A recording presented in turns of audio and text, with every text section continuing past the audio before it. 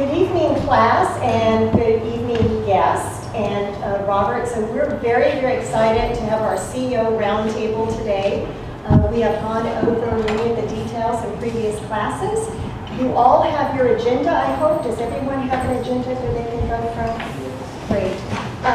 So Robert's going to be our moderator tonight, but I'd like to say a few things if I can. We have about 5 more students that will kind of quietly move in. So we may have our ranks swell a little bit. We want you to know we have 24 young entrepreneurs in our cohort. This is Thursday. We usually meet on Tuesday, so a few of them have other obligations that they go to, but they all said to be sure to tell you thank you so much for being with us.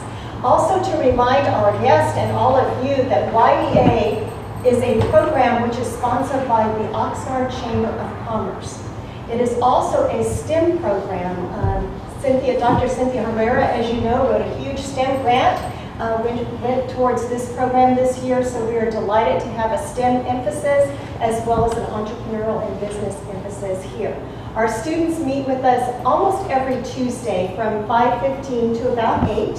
They have additional days they meet.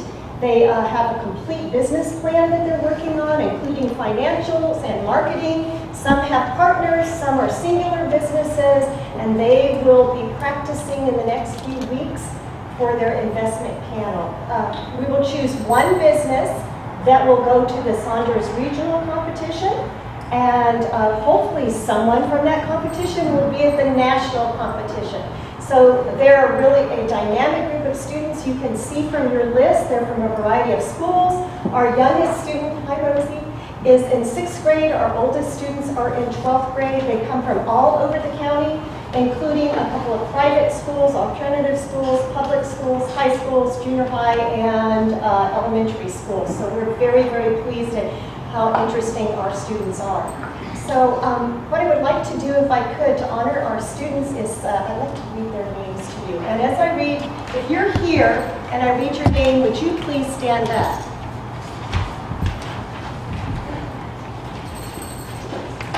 Moises Callow, Edward Correa, Lizette Grasses, thank you, Rosie Cortez, hello, Peter Estrada, hello. Brandon Flores, hello. Naomi Galindo, hello. Elijah Gill, hello. Toby Gonzalez, hi. Sergio Linares, Isa Lopez, hello. Giovanni Lopez, Andrea Magana, Carla Phillips, hello. Marlene Reyes, Andreas Rios will be here a little later, Claudia Simonko, and Yasmin Velasco. Thank you. And without further ado, I'd like to introduce our moderator, Robert Cabral. Great, thank you, Susan. I just wanted to make a comment that if our CEOs had changed when we first started this program about 2 or 3 months ago, getting our students to stand up and introduce themselves was quite a task. And so they've really been moving through the learning curve in this whole process. So it's not only about a national curriculum that we're following and helping these folks understand entrepreneurialism and helping them form a business, but it's also shaping them in a lot of ways, socially, through school, and also giving some really strong leadership qualities and habits. So what I'm going to do now is everybody has a copy of the agenda in front of them, and to help move through the process, because we promised our CEOs bring a lot of value to our county. They're creating GMP for us, and so we need to get them back to their offices to continue pushing our economy. So we want to make sure we tend to we focus on our time. And so what I'm going to do, I'm going to quickly introduce our CEOs, and I have bios from all 3 of them. And so I'm just going to do a little bit about each bio to introduce the class to them. And then we'll hear about from some of our featured businesses we thought would be great for our CEOs to hear from. And then we'll go into a Q&A process. And so that's our format. And during the Q&A process, I believe students will also have the ability to ask questions too as well, and clarifying questions too. So let me start from my far left. This is Mr. John Clay. John Clay is the Senior Vice President, Financial Advisor, Branch Manager, just add Clay Wealth Management Group. It's an organization, it's a member of the Carl Wooten Group. John has, and you folks know John before because he's been a featured speaker here in the past. John has gained broad-based experience in the financial service industry during his 14-year career as a financial advisor. He has served as the wealth management, he has served the wealth management needs of high net worth individuals, families, retirees, small and medium-sized businesses, and following the footsteps of his father and grandfather. John is the third generation to work in the financial industry.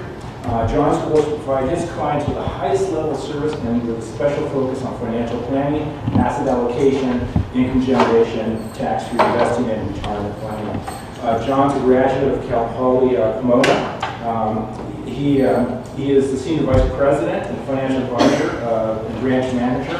As I mentioned prior, he holds his Series 7, 66, 9, 10, and 3 licenses. And he's also a California insurance license, also has his California life insurance license. Before joining Crowley Newton, John received the William F. Kennedy UBS Leadership Management Board of Excellence, as well as the designation of UBS Wealth Advisor. This achievement represents John's ability to address complex client needs with a comprehensive array of wealth management services.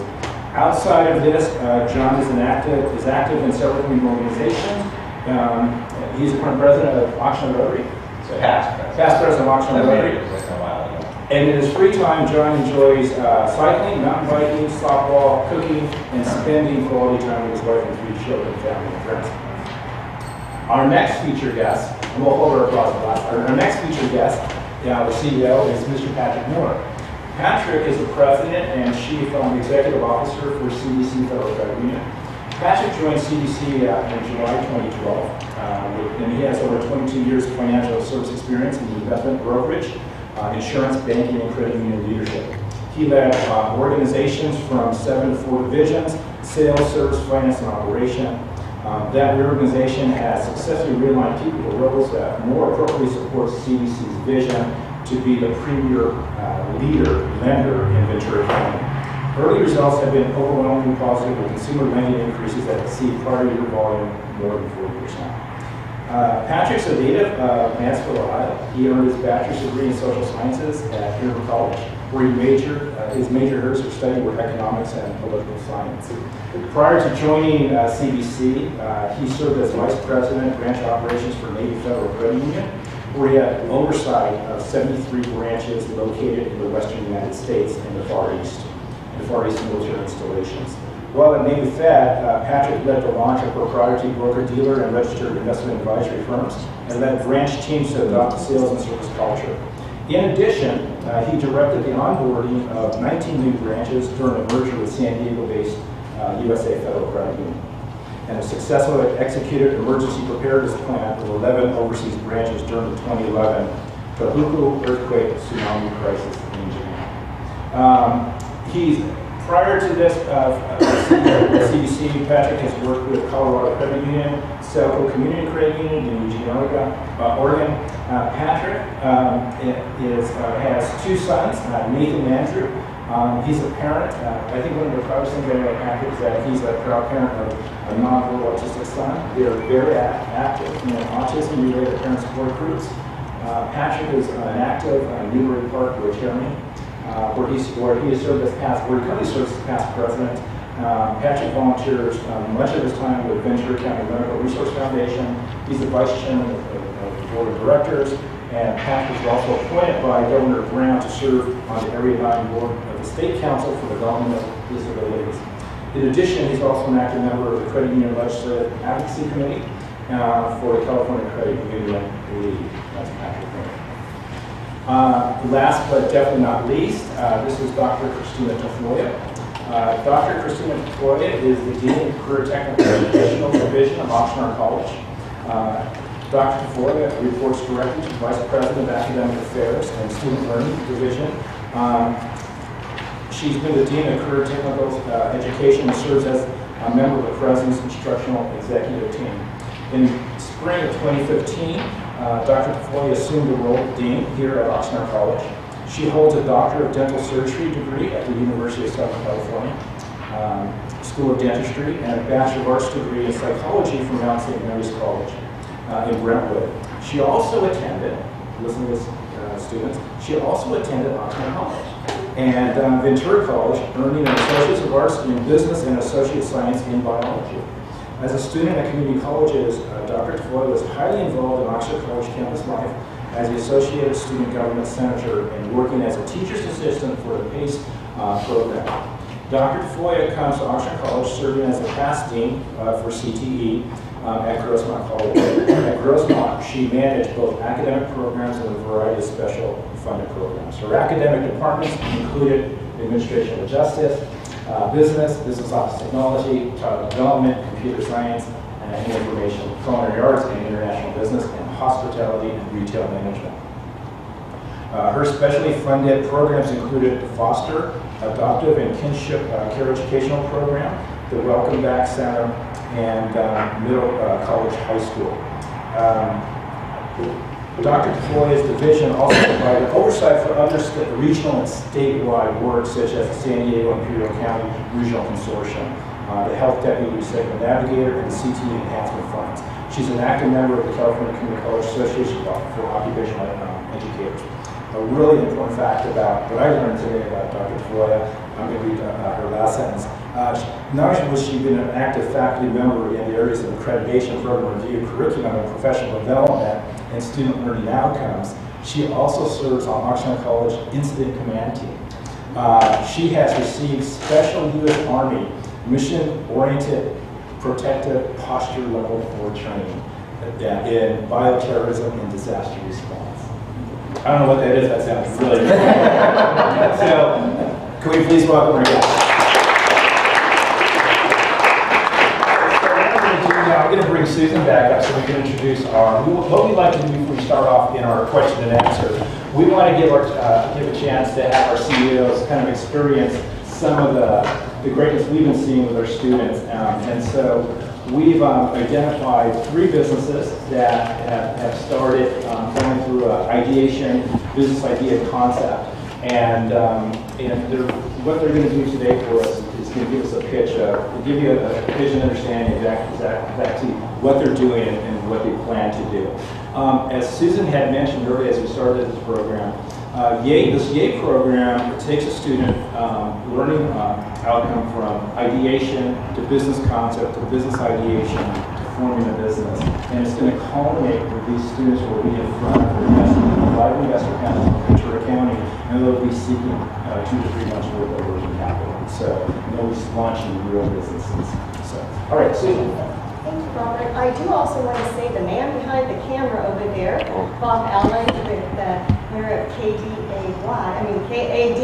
TV, is well known to us because not only does he videotape our sessions, but he is one of our mentors, and he's come to, Bob, I think 99% of our sessions. So he's really a team member as well. Thank you so much, Bob, for being with us.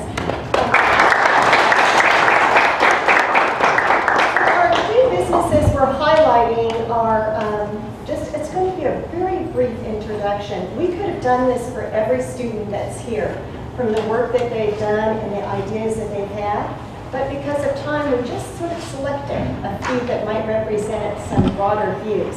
So I'd first like to ask Carla Phillips to come up and join me here. And spend just a minute.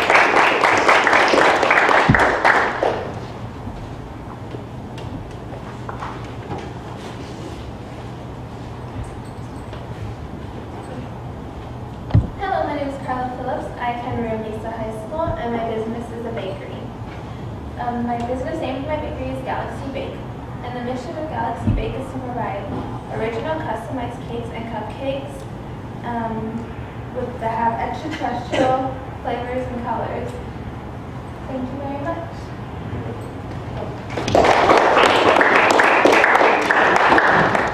I'd also like to have Peter Estrada come up and join us.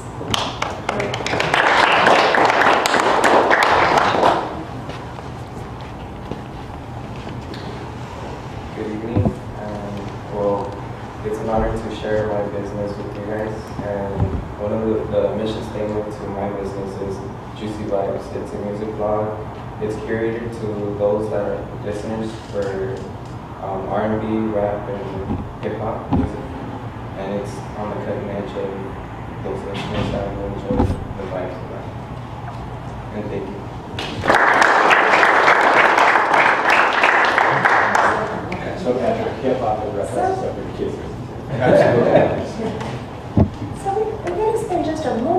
longer. We selected a business that's a partnership. And so I would love to have Brandon Flores and Isa Lopez come in and tell us about their businesses.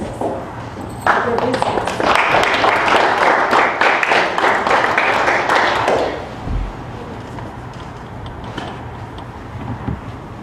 Hello, my name is Brandon Flores. And I'm Isa Lopez. By show of hands, my bad. By show of hands, how many of you have played sport? Now, how many of you have played a sport or have tried to do a physical activity but didn't have the time to do so, so you had to do it in the afternoon or in the night? Do you remember the last time you were playing a sport in the dark and you couldn't see your opponent or your teammates? Well, Oh, you don't. not anymore. We were so concerned about safety and gameplay that we created a product to help solve the problem. A problem that usually costs thousands of dollars. For all the stadium lights that the city has to go to play sports. All now reduced to $20 per player. Jerseys are custom, affordable sportswear. Its uniqueness is that they glow in the dark. Our prices range from $6 to $21 per unit. Our shirts and sizes range from cotton polyester and UPN. There's nothing like this on the market. Our competitors are local trophy shops and soccer stores, and sports stores. Thank you.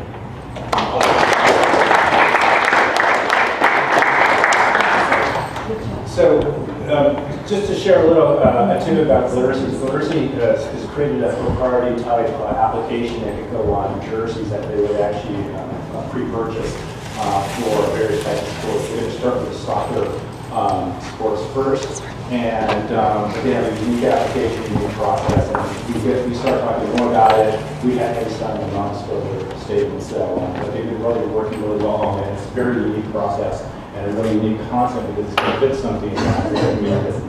It'll fit the need that the community lacks. And what you were saying is that we have a lack of stadium lighting for evening sport practices, and so they have a method to overcome that, which is really cool. So what we've had a chance to do over the last 3 or 4 months is that our program has always featured various guest speakers. John has been here before to speak about how he got into the business and where he's at now and why he got into that business. And so what we found the most successful for our students is to really hear your story, like what got you where you're at today. And so when we sent you out those introspection questions, those are the type of things we want to talk about. So what we'd like to do first is give you some time with the students and maybe share your story for about 5 minutes a piece. And I'll start with Dr. Tavoya. Because she's my boss. And so then we'll just go down and I'll ask you some questions along the way. Okay. You really want me to talk for 5 minutes? Okay, so the way that I ended up where I am today as the Dean of Career and Technical Education is I grew up in Oxnard, just like you are. I went to high school at Santa Clara High School, and my first experience was, and I don't know, since none of you are so lucky that you have to take religion as one of your classes, but what happens when you go to a Catholic high school is you actually don't have enough time to finish your credits. So I had to go to take a class in computers at the time in order to graduate from high school on time. So I'm sure all of you are lucky enough to have computer labs at your high school now. Remember, this is way back in the olden days. So, I mean, they have electricity, but not much else. So anyway, I had to go to Ventura College to take a computer class over summer so I could actually graduate from high school on time. And that was my first experience with community college. Well, to me, Ventura seemed like this huge campus, and it had all of these nice buildings and very sophisticated college students from my perspective. And so I really liked that. And I think I always had the idea that I'd like to come back to the community college setting. There's something that's just really special about having education that's right there. It's right down the street from you, where all of you live. It's not something where you have to claw your way to get in and compete with everybody, which there's people that really like that. You guys are probably, you seem very driven. You probably are going to go to the Ivy League schools. I really liked the idea of an educational system in my backyard. So I did the standard path. After high school, I went to college. I actually didn't go straight to community college. I went to Mount St. Mary's in LA. And what I found out is after 4 years of school, training to do psychology, I didn't want to go to a graduate program in psychology. So I changed my mind, which means basically I had to start over. And so I did what most people do, which is they come back and they go to community college because it's accessible, it's low cost, relatively speaking, and I did my prerequisites to get into dental school. And so I went to dental school after I finished a couple of degrees at Oxnard and Ventura. I went to USC, and that was the climb and the competitive nature. In my opinion, this is better. It's warm here. It's family. It's home. You know, there's some people that really thrive on that competition, and I'm gonna be better than the next person. What I like about working in a place like this is the same thing I like going to school, which is it's not that kind of vibe. It's not that we don't have high achievers, we do, but it's definitely not the same kind of vibe. It's not, hey, my BMW is bigger than your BMW, which is the kind of attitude I got from people at USC. Hopefully no one's watching. And getting started, people usually start in community college as doing teaching, so as a faculty member. My degree, since it was in dentistry, led me to our dental program here. So we have a dental hygiene, dental assisting program here. We actually treat patients. So all of you, if you don't go to the dentist regularly, you can actually get very low cost cleanings here. Tell your parents, because a lot of people don't know about it. And from there, went on to becoming a dean. The difference between teaching and managing is pretty dramatic, but I think it shows that even though I'm not like that super claw your way to the top kind of personality, I was still able to move up and use my leadership skills.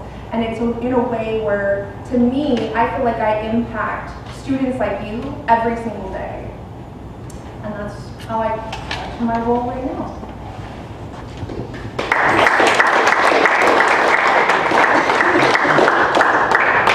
So about a month ago, we had our first chance to meet John. So I'm going to ask John next if there's anything you want to share with us that you wanted to include for the last time you came out about how you got here and how about your journey. No, I said it all last time. I think there are some new people here that weren't here last time, so I'll give a quick brief overview. So I went to college, Cal College Pomona. I graduated, and then I needed to decide what I wanted to do. I had been investing for quite some time because my father was a financial advisor. I started working young, and he kept telling me to get in the 401k at the company that I worked at. And so when I graduated college, I was looking for what I really wanted to do, and he had talked to me about finance, and I thought it was pretty interesting and wanted to get into it, so I took that route. I got hired by, at the time, it was a company called Payne Weber that became UBS Payne Weber, and then became just UBS. I started building my clientele there, and then my manager asked me to be his sales manager, which then kind of escalated my career into the management training program. And since then, I've been both a advisor to my clients and a branch manager of a number of different offices. And now I'm at Cole Wheaton. We moved there, my partner and I, about in December of 2010. And we opened a new office for Cole Wheaton in the area. We brought a couple of the other advisors and some with us. And that's where we are today.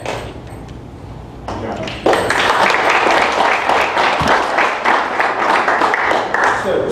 fortunate things that we offer at Oxnard College an intro to entrepreneurship class. And the last time we offered it was back in fall, and we had the opportunity to have Mr. Miller come out and speak to our group of about 15 or so college students. And Patrick has stories, has a story to tell. And I thought it'd be important to have him come out to our CEO table because I think he has a great story to tell all of you. So Patrick, anything you want to share with us now that you'd like to share with the students? Sure. Yeah, when I was your age, I was doing a lot of the same things you're doing, which is raising your hand and getting involved and doing something other than just going to school and going through the motions and going home. I guess today play video games. So I was active in student government. I was active in athletics. I was active when I wasn't playing sport. I was doing announcing for swim meets and volleyball games and basketball games as well. I was constantly doing something to be involved because my parents instilled in me the concept that as long as you're active and you're doing things, we'll take care.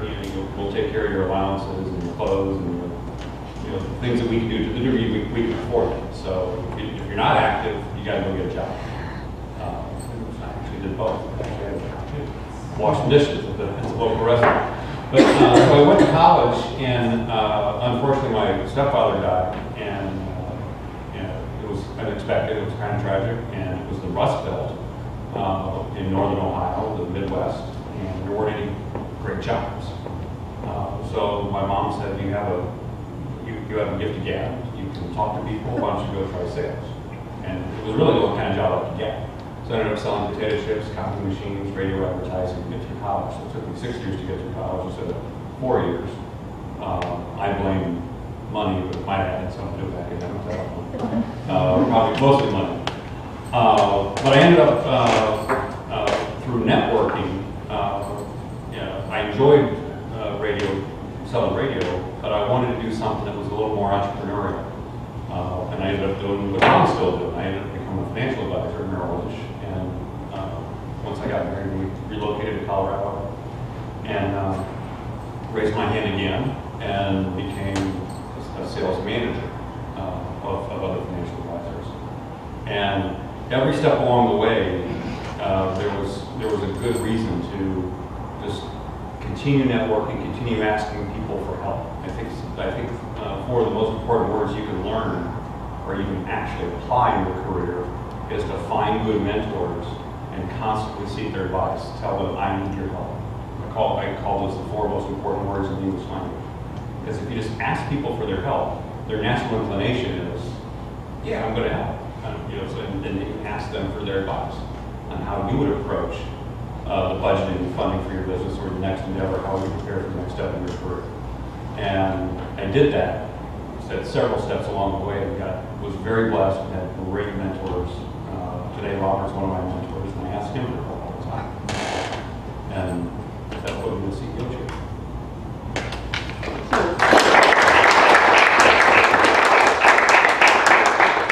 Thank you. So what we're going to do now is we're going to ask a series of questions, and the questions are open for everybody. So whoever wants to grab it first, and if you want to echo off it or add comments too, you're more than welcome. And then if any of the students have a follow-up question you want to ask on a certain response, feel free to do that. But I'm going to start with a statement that Patrick made about networking, because one of the things that we do in our curriculum for our students is tell about and speak to about the value of networking, how important that is. Or when you're running your business, you can't do it by yourself. And even here, when we all started back in November, most of us didn't know each other, but through the networking process, they learned how to work with each other, be collaborative, etc. How important is networking in today's working environment or business environment? Sure. So I don't know if this is an old hat term, but it's definitely held true in that the old way of saying things was, it's not, it's who you know, that's how you get to the next place or wherever you're going. But I've heard it reversed now, it's not who you know, it's who knows you. So that's what network is all about, is It's not necessarily if you know, think of somebody that's a name dropper, right? It's like, oh, well, I know Paris Hilton or whatever. Doesn't matter. If she doesn't remember you, it holds no weight, right? But then if Paris Hilton, think about it, or am I using the wrong, should I say another star? Paris Hilton came up to you and said, oh, Ernesto, hey, how are you doing? Everyone's gonna look at you and think, oh my gosh, that person really is impressive. Even if it doesn't matter that Paris Hilton doesn't have to do anything for real. People know her, and the fact that she would know you would mean something to other people. So that's what I think about when I think about networking, is that it's trying to get other people to recognize you as someone who's impressive, to remember your name, to remember what your business is. I would agree with that. And one way to help people remember who you are is, I told you about asking people for help. So one of the things you can do to build an effective network is to help other people. If you're always looking for opportunities to help and seek those opportunities out, they're going to be in a better position to help you when you need help. So for example, the first 3 people I met tonight, I think were Carla. She started bakery. So I could offer her some help and say, hey, we have birthdays and anniversaries that we celebrate at CBC all the time. We have 100 staff here. That's 100 birthdays at 6 different branches. So I could invite her, I could give her my card and say, let me help you start your business. And you can have, we probably have, every month we recognize at least half a dozen employees for their birthdays and anniversaries, probably 10 or 12. So we'll give you a shot and have you come into the lunchroom at CBC. And Andrea, I think you're designing a lotion or a cream to help people with eczema. And I have a son, my non-verbal autistic son has eczema. And so I know somebody that might be able to try that product out and give you some feedback on that. And somebody else had the app. Was it Toby? Do you have the app, the time management app? I'm horrendous at time management because I'm a talker. So, when you run a business, it's all about productivity. So I could have you come into our team and show us your app, and maybe we could track some of our activities at work and process loans faster, so people get an answer quicker. Yes, you get your car loans approved, and we can just track our activities a little bit better and find out maybe where we're spending more time, not as efficiently. So to me, networking is everything. It's probably the biggest driver of my business. And I'm here right now because of networking. I think I met Susan. I think, did you come to my Rotary Club, right? And I heard her talking about this, and I said, hey, that'd be great. That sounds really interesting. I'd love to be here. I know Dr. Herrera because I sat next to her today on the Goodwill. I'm on the Goodwill, the board of the Goodwill. She's on the board of Goodwill. We sat next to each other this afternoon at the board meeting. And sitting next to Patrick here, we read here that he was in the Newbury Park Rotary Club. So I'm in the Rotary Club. I was president the same year that Joe Joyce was the president, who was a member of his Rotary Club. So now I could have a connection with him and say, hey, how's Joe doing? And then maybe later on, just that little bit of connection could allow me to call him if I wanted to talk to him about something that I needed to know, possibly about a client of mine who needed a loan from a credit union. So to me, everything is networking. Anytime you need information, you need help, if I'm sitting on a board of something, it allows somebody to learn a little bit about me and me to learn a little bit about somebody and connect with them and have something in common to talk about. And if I need help, if they need help in the future, they can call me and we've got a trust relationship where we can help each other. In my business, it's all about trust. I mean, people are only going to have you be a steward of their wealth if they trust you. And so one of the ways to build trust is to say, oh yes, I know so-and-so, or so-and-so and I are friends. And that helps to build trust. So all the connections that you build through networking are, to me, extremely important. Any recommendations for students of, most of our students are connected either through some type of electronic media or through some type of social network. Do you have a preference of what you use as a means to channel that networking? Or is it more face-to-face, or is it Facebook, Pinterest, Snapchat? So I would say the only way that you're really going to have a relationship with anybody is through that face-to-face connection, right? And then later on, you can connect with them. And there's different social medias that are, I think, appropriate for different relationships. So there's a lot of people that I have on LinkedIn that aren't necessarily on my Facebook, and there's a lot of people on my Facebook that aren't necessarily on my LinkedIn. There are a lot of people that are on both of them, and I have looked and used Twitter a little bit, but I'm not a big Twitter, and I know that there's Snapchat and all of those things. I think but you don't build a relationship on a social media network. You build a relationship by having a cup of coffee with somebody, or having a meal, or sitting next to them at this event like this. So you've got to build it first, and then the social media is kind of just the thing to update, to have is scroll through and say, oh, I need to connect with this person, what have you. Questions? So let's move on to the next piece about, we spoke a little bit about networking. Let's talk about reputation. You know, in the news, in the major news, you hear a lot of things about public officials or important people having, you did mention Paris Hilton, and every time she was in the news, it was always about something that could impact your reputation. How important is reputation for you and for your business? I think John already said it. Trust is everything. If you deliver on your promises, and if I don't follow through, Carla, if I don't follow through and invite Carla into my shop, she's going to say, well, you just said that, just to say it. But if he doesn't really follow through and help you, like he said he would, then I have no integrity with her. So I'll never be able to leverage that relationship.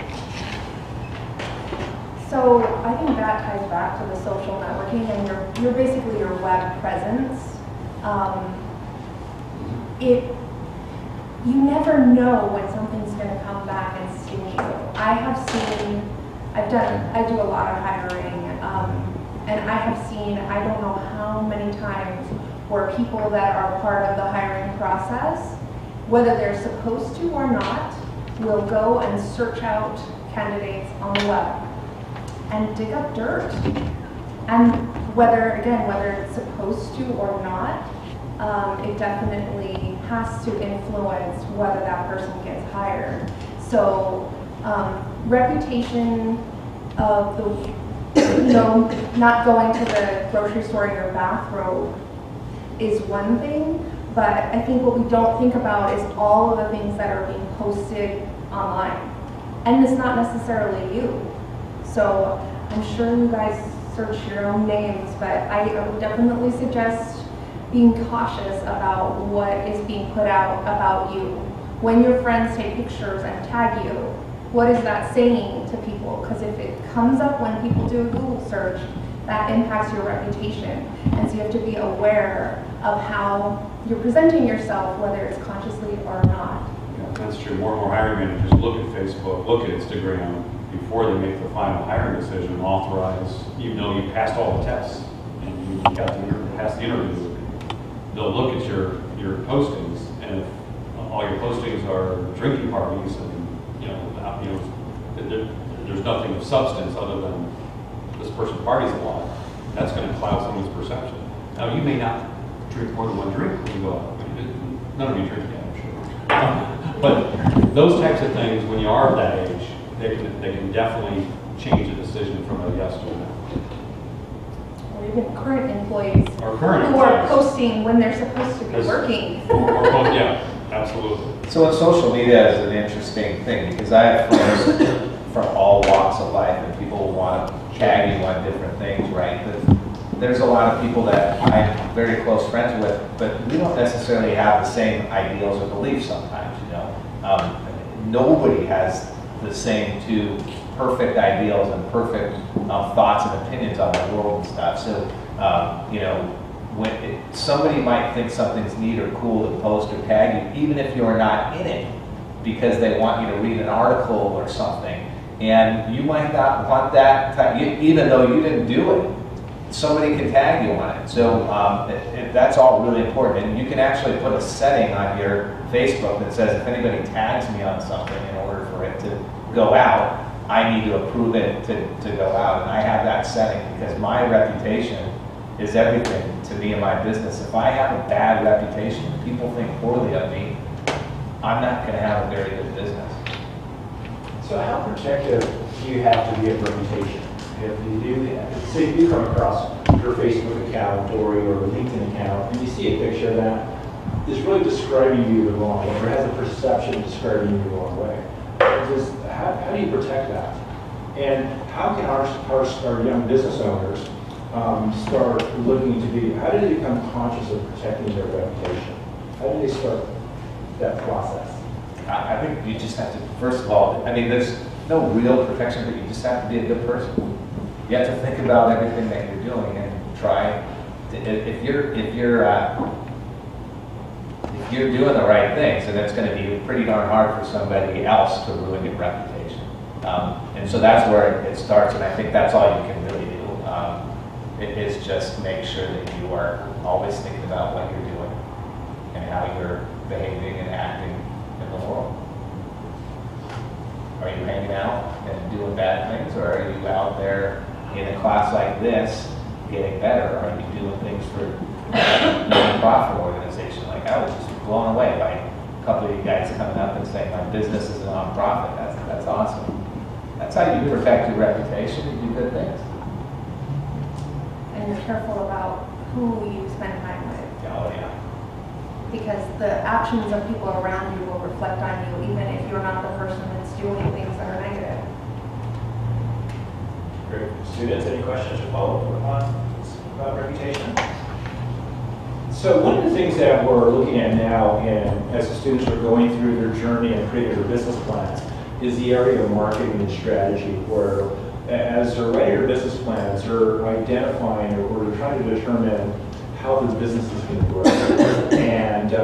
And so one of the questions we wanted to ask you as part of our introspection questions was that when you first started off in your business, or when you became the leader of your organization, how did you start? What were some of the things that you were keying in on to start building your customer base and start building more clients, more customers, more members, more patients?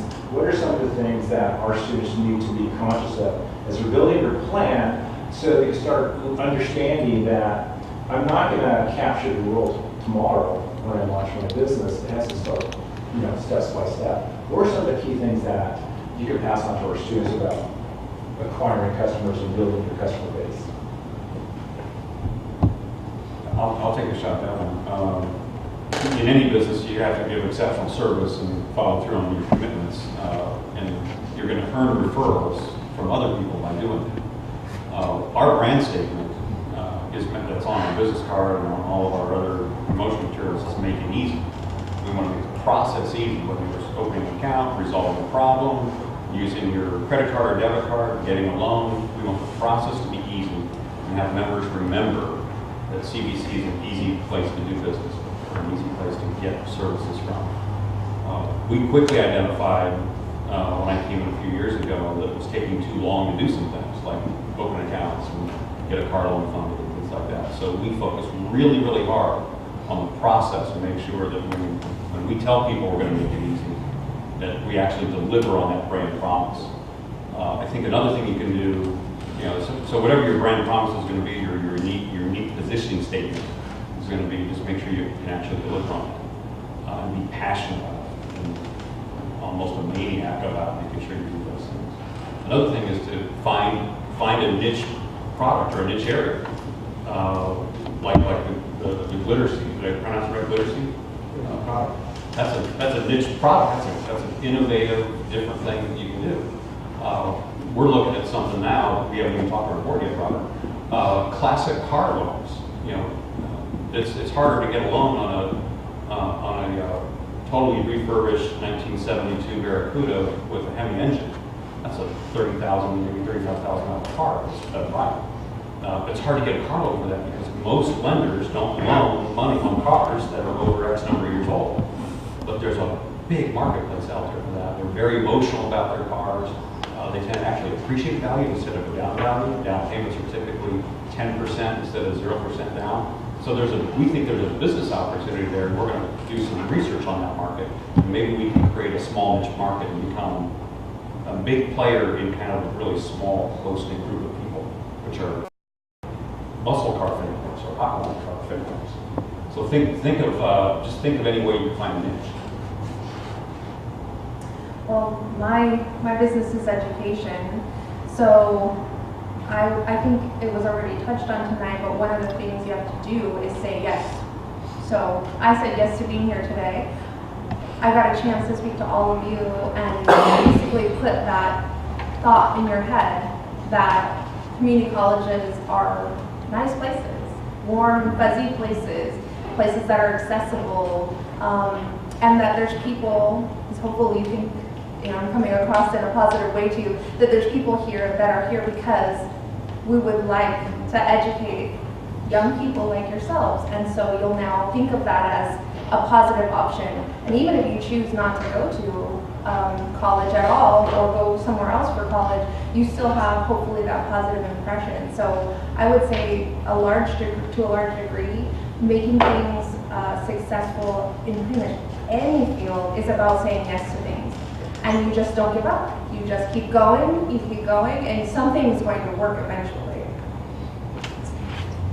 So I think you first have to have a good product, whatever it is. And then once you have that product, you've got to figure out who it is that product is going to fill a need. So you guys kind of talked the longest about your product. So you've got a target market that really has a need, like, right, kids want to play soccer in the afternoon, or in the evening when it's dark. So now you've got that target market, you've got the product that will fulfill a need for somebody so they want that product. So now you got to figure out how to penetrate that market, right? So is that through a mailing? Is that through a television ad? Is that through a radio ad? Is that through network marketing? Is that through Facebook? You guys create a post and then you boost that post and pay for it to go through all and hit a demographic that you feel, an age group of people that you feel that should be targeted, and how much money are you going to spend? Or you start thinking, I'm just kind of giving like real hard ideas. This is what I would do. I would say, okay, I want to boost this post to soccer players aged 13 to 25 on Facebook. I would say I want to call the Eagles. I want to call who's the president of AYSO, who's call Brian Monka from Monka Soccer Academy. Where are the heads of the big buyers of soccer? And then how do I get in front of them? Go on social network, go on LinkedIn, and type in his name, somebody's name, the president of the AYSO, and then see if you know somebody that knows them, and then call that person and say, hey, I've got this great product, I need your help. Could you help set me up a meeting with the president of AYSO, or the president of the Eagles, or the owner of MSA, so that you can go and pitch them the product? Those are some practical things about it. Awesome, great, good advice. Let's start on another topic, and it's something that we noticed with all our students when we first started with this on day one. We saw, and we continue to see all our students as very successful. We know that this is just a touchstone for them, and their journey, either in the educational realm or through any career endeavors they go through, they can be very successful. How do you define success, and when did you first feel that you had it? And what advice can you give us about either managing success or knowing how to look for it?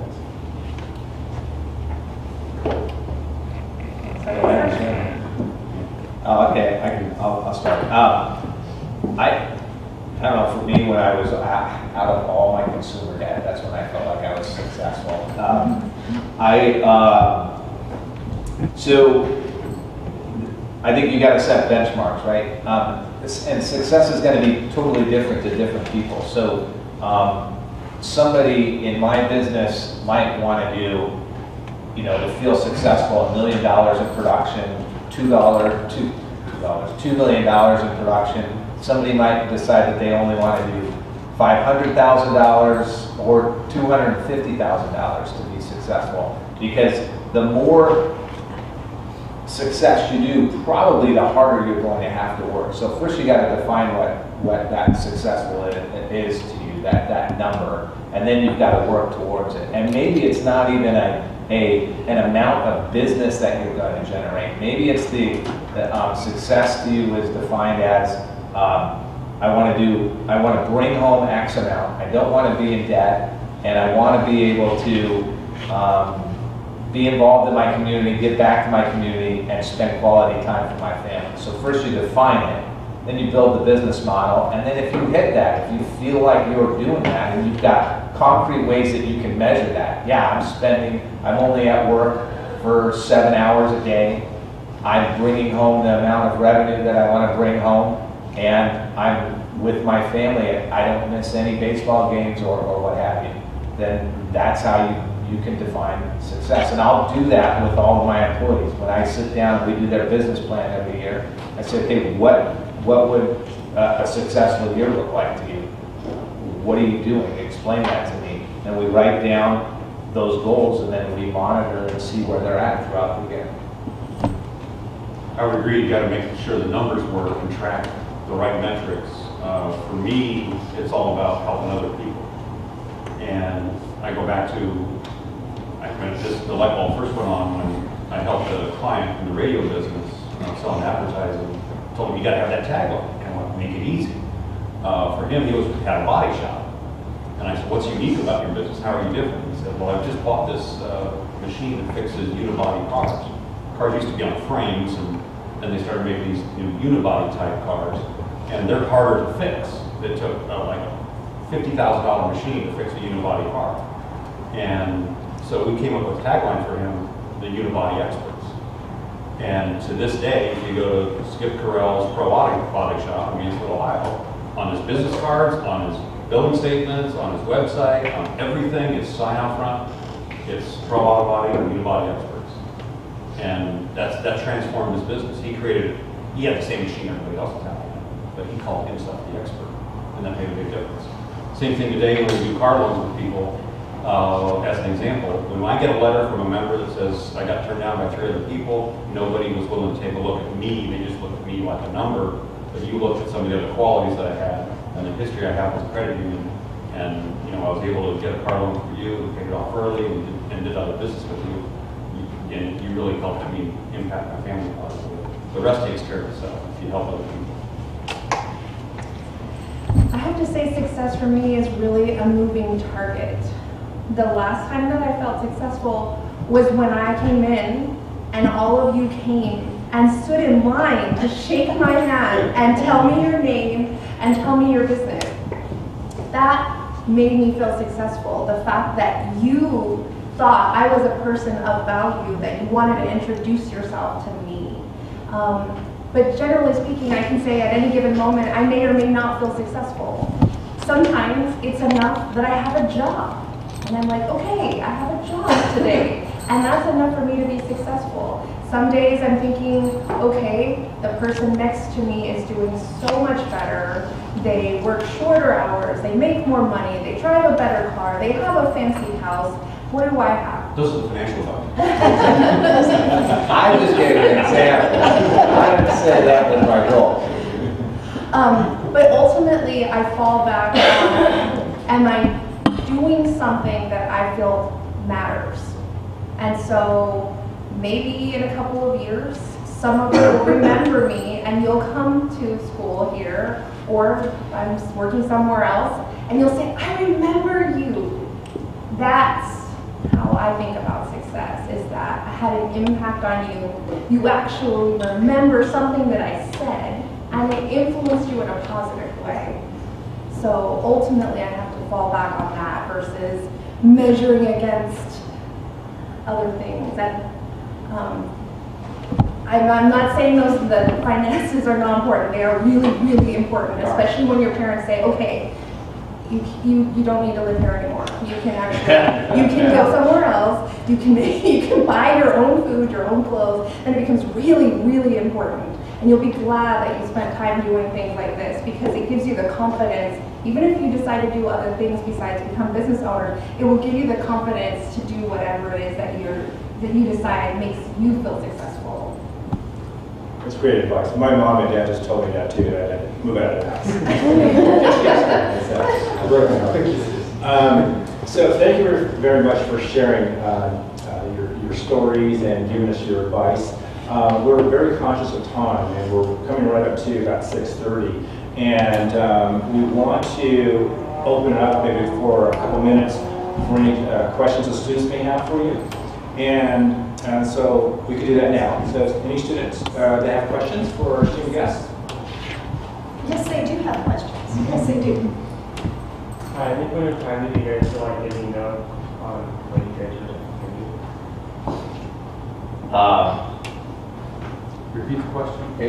Have you ever given up on what you were doing? Have you ever felt like giving up? Yeah. Oh, I definitely have felt like it now. Never gave up on myself though. And if this endeavor didn't work out for whatever reason, the next one would. In junior achievement, we had a product that just didn't work. That wasn't popular when I was your age in high school in JA, and it just didn't.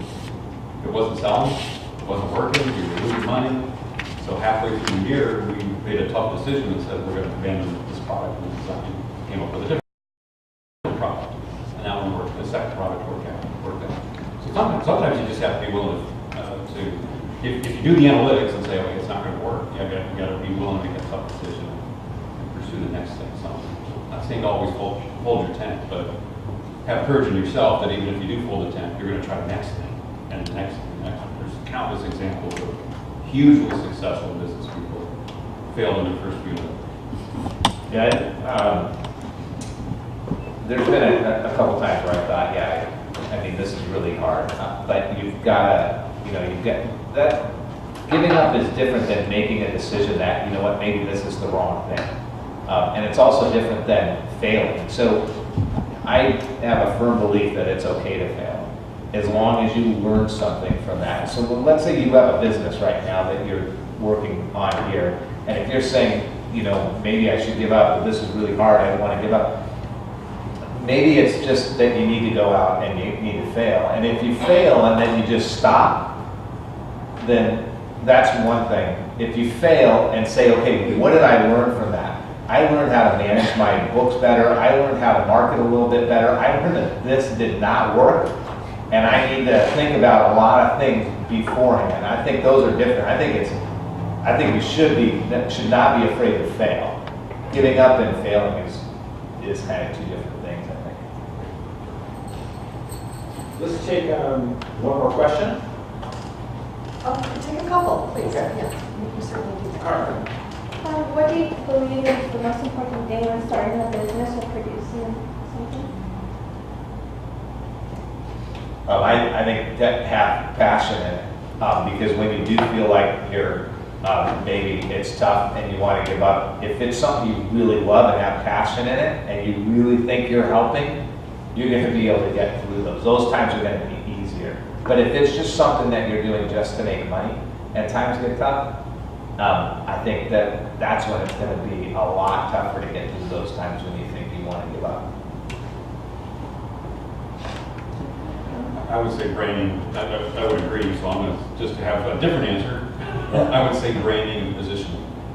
So in your case of a bakery, I can get baked goods from dozens of other places. What's different and unique about your bakery, and how do you communicate that message and get it out there? And we already heard it, right? It's like galaxy. Like, I want to see these amazing outer space colors and stuff. So you're already on your way there. So yeah. Good example. Another question. How long does it take for a business to financially succeed? Yes. Yeah. I think it's different for every business. I think it depends. Yeah. depends on how big your capital spend is to get going and how long the product development and how long it takes to build clientele. It really varies. You'll hit a big one. It really varies. Let's take another question. Is there anything that pushes you to get, like, to do more things from your business? Go ahead. To sell more, I mean, Is there anything else that you're driven to do besides the business you're doing right now? oh,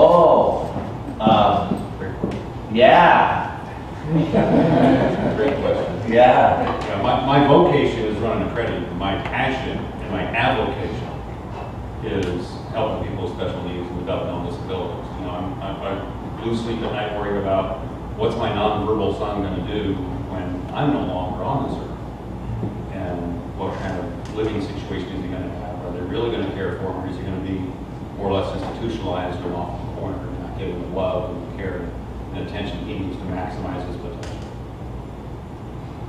I mean, I'm always thinking about other things. Most of the time it's in investing. You know, I have a rental property. I often think about getting more rental properties. If I was a business owner, I would always probably be thinking about, and if I had if there wasn't an online presence, I had a retail shop or something, I'd probably always be thinking about, okay, should I be buying the property that we're in? I love being on nonprofit boards and helping with nonprofits and at my church, and I'm always talking to people and thinking, oh, you know what? I think I could do that. I could be an owner of that business. I could do this, and if you create one business, that doesn't mean that has to be the only business that you own. You know, if you listen to like a number of different business owners, Anthony Robbins has his hands in tons of things all over the place. You know, as you get bigger and bigger, you can take on more businesses. You can get excited about something different. Absolutely. And if you get really big, and your company can buy other businesses, and that's something that businesses do all the time. Instead of growing by organic sales or what have you, they might go out and do acquisitions that would help the primary business. Sure. I daydream about doing other things, and then I go back to my computer and I keep working. Okay. That's John. That's John. Sometimes life's like that. Susan, you want to? Well, I just wanted to say I thank you so much, Robert, number one. I don't say this enough, but I think our students recognize what an absolute opportunity we have with Robert Cabral. And since you know him, both of you, at least on the end, just a great resource. We also want to thank you all three for being here, and not only for sharing with us about your business, but your contributions to education, your contributions to nonprofit, and your contributions to civic organizations. We can see that the people that have visited our classes are people that are very dynamic and multi-dimensional, and I think they're the type of people you learn the most from. I also want to again recognize our students. A few of them aren't here. You can see why we are absolutely crazy about them. They're bright, they're interesting, and they are stubborn. They keep to their ideas, and they're very talented. As is the way in YEA, in our last few minutes together, what I would like you to do, students, is also enjoy some food at the table, but make sure you come by and perhaps ask an additional question or say thank you for this evening with our guest speakers. And again, Bob, thank you, and thank you all for being here.